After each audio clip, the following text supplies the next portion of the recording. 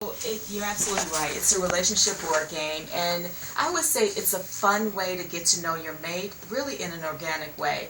And one of the reasons I created it, because at the time I was single. I mean, when I say single, I was very single. No prospects, nothing. And I decided, I started really thinking about my dating experience and what was the reason for that. And I realized I wasn't asking enough questions. Okay. I was going throughout my day and kind of assuming in my dating process, assuming, things as opposed to asking that question. And I would meet someone, I'm like, oh my God, they're so great. And then 6 months later, I'm like, why are we even together? You're on 290 going 30 miles an hour, and I'm on 94 going 60. So I thought, why don't I create a game where you're having a great time, but you're asking all those questions that you need to be talking about out on the table, but in a fun, non-intimidating way. Because you're not asking the question, but the game is asking the question. Mm-hmm. So that's when I created the game. So I sat down and I started thinking about all the questions that I should have asked. And I was amazed at how the questions just started pouring out. Then I started looking at my girlfriends and all their situations. And as I'm sitting and listening to them, I'm writing down like, oh, if she had asked this question, she would have known that.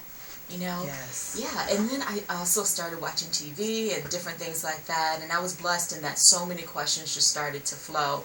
Then I thought, I got to put these in categories. So I came up with 7 different categories, and they are life. Just kind of gives you a glimpse of how this person is living their life. What's their day-to-day morals and values and things like that. There's family, what their family life is like, similar to like what's their birth position. That tells you a lot about that person. Okay. There is situations. If they're in a certain situation, how do they respond to that situation? Exactly. Yeah. There's actions. I put in actions because that's the fun category. I knew men were going to be playing this game, and they needed to have fun in order to keep them engaged.